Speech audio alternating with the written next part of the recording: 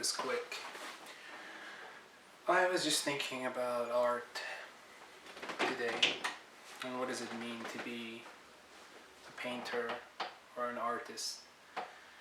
And I couldn't find an answer to that question. I'm a painter, as you can see.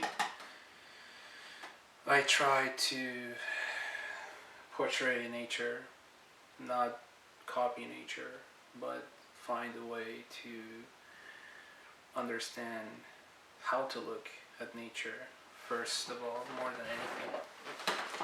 And I've always wanted to have this discussion since I am a self-taught artist, painter. I'm all self-taught, and I fight the urge to learn from anyone else but the masters or nature itself, because I've realized if I learn from anybody else, then I will subconsciously copy them, and I do my best not to do that. Of course, I owe a huge debt to anybody who came before me, masters, painters, who discovered techniques and ideas, and I simply wanted to study that in order to hopefully one day find my own technique. And while I was searching and studying about landscape art, I couldn't find anything after, well, I'm sure they do exist and I just haven't found them, but it seems like our obsession with reality ended with the post-impressionists, and that gave way to modern art and the subconscious expressionism and all of that. And maybe there are other people out there who can educate me better. Of course there is, and I'm just a small student of the vast ocean of art. And I just, like, while looking at online, I haven't found really that much content from artists themselves other than their paintings, like conversations, thoughts that has to do with what I wanted to do or what I was trying to explore with my work. And I'm new to this. I'm not going to pretend that I'm a master, not at all. I'm simply a humble student. And I wanted to talk about landscape as a subject and nature as a theme.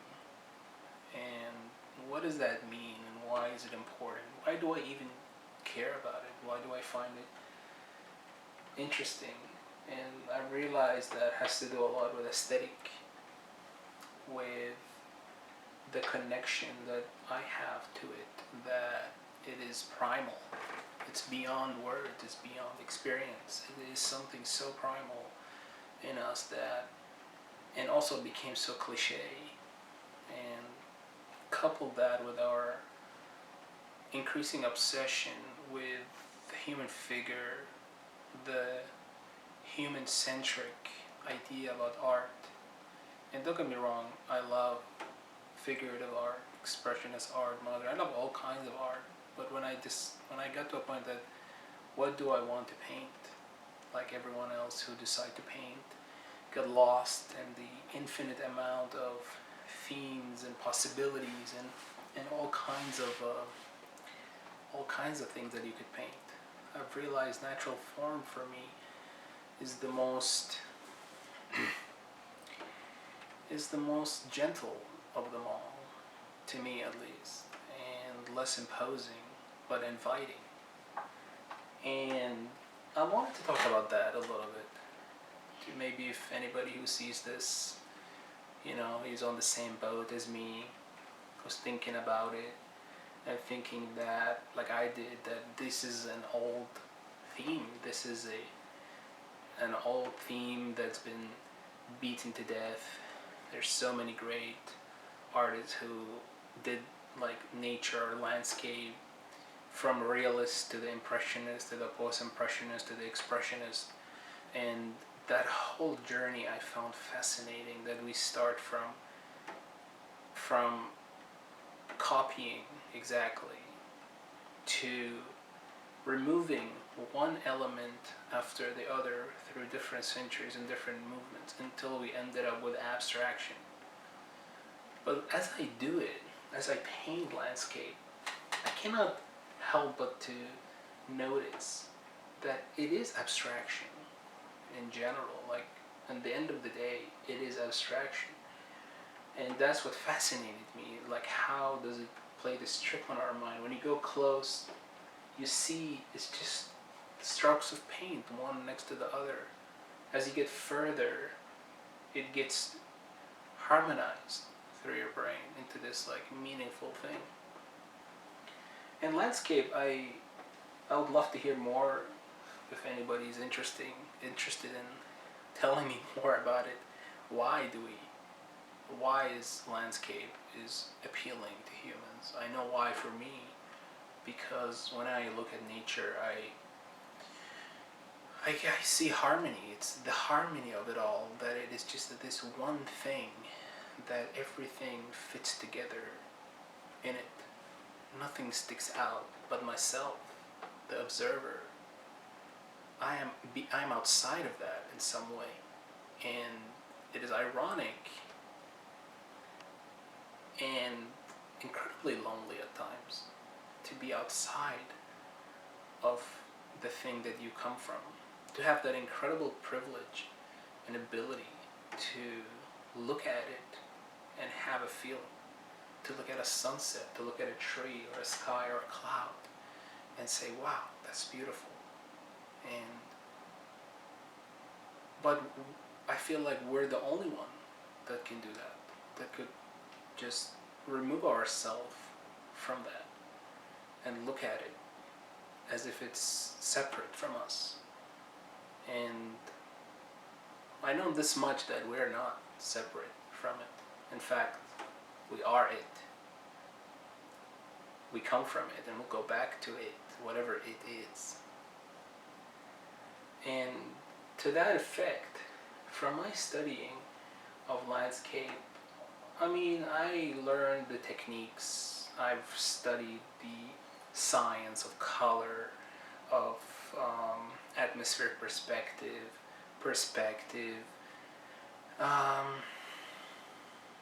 technicality of paint, the color theory. I'm not great at it, I'm still learning, but the more I do it, the more I get better and better at it. But that is just the technical side of it. But what about the spiritual side of it? Why does it speak to us? Why does this immense chaos of shapes and colors, and which is just simply light interacting with natural forms? We're literally looking at light. Without it, and without it, we cannot see anything. I mean, obviously, but I guess it speaks to us as people. It speaks to me as a person, that when I come close to my paintings, and I like to paint in a loose style, I don't like to copy. I'm not a copy machine. I used to be a photographer, and I decided to get into painting because I wanted to really understand what I'm looking at, and I realized there's a similar analogy to me, myself, and the painting. When I come close to the painting, I can only see individual brush strokes. And I guess that's what really piqued my interest in the Impressionists and the revolution that they created, which is dissecting reality into its most basic forms. But when you step away, you see it as a whole. When you come close, it loses its meaning. You only see the individual. And I think about that. It's very similar to me. When I think about myself, this big world, there's no meaning to it. There is a meaning, but in a general way, it seems like, what's the point of me being here? And when I think about just myself, removed from every context, it doesn't make sense. It's just there's bigger picture to the thing, that when I get so close I get so overwhelmed, and things don't make sense when I just think about myself or just think about myself personally. Similar to the painting, when I zoom in really close and I look at every individual brush, it just looks like different colors next to each other. But when I step back from the painting, I see it all, the bigger picture. I see every piece of brushstroke, every color, and its function and its place, that it's meant to be there. Hopefully that the painting is great painting, and hopefully there is a thought behind that. There's a reason that it's here and not here, and that it serves a specific purpose, is what I'm trying to say.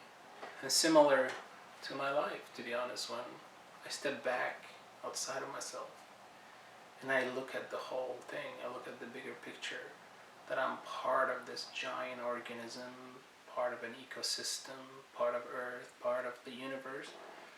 Just things seem to fit together in a way that when you zoom in so close and look at every individual part by itself, it seems like there is no point for it existing other than it exists. However, when you look at any organism at any level, when you step back, you see the whole invisible picture that holds everything together, and it gives the individual pieces a meaning by being a part of the whole. And maybe I'm rambling on, but perhaps that's what I find very interesting to paint landscape, to have the ability or the liberty to put all of these different colors and shapes, but only when you step back you can see the bigger picture. And it's a play on meaning, it's a play on what do you think is meaningful. And it is a very fascinating thing. And I honestly thought of this analogy as I was just saying this, because I wanted to talk about it. I wanted this to be maybe a video out there in the ocean of knowledge that we live in today, in the internet, that just like I was looking for things, I was alone trying to paint nature and having this conflict of copying it versus painting an impression versus painting an expression, having all of these different school of thoughts, and what is better, or what is more aesthetically pleasing. I realized that they all serve a purpose, and they all trying to answer a specific question about why do we even do art? Why do we even paint? And I've read this quote one time from a TED Talk, I can't remember, but it says something like, we painted pictures before we even had language, as in cave paintings.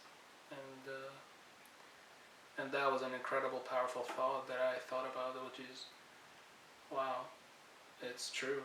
Before we even had verbal language, we felt the urge to portray our surroundings. And in some way, this connects me to the deeper history of what it is to be a person. And I'll end it there. I hope to have more discussion about this in the future. It's a really fascinating topic to me, of where is the fine line between technique and idea, and what is more important, technique or idea or color, or is it all together? And I'll leave you with that, and peace and love.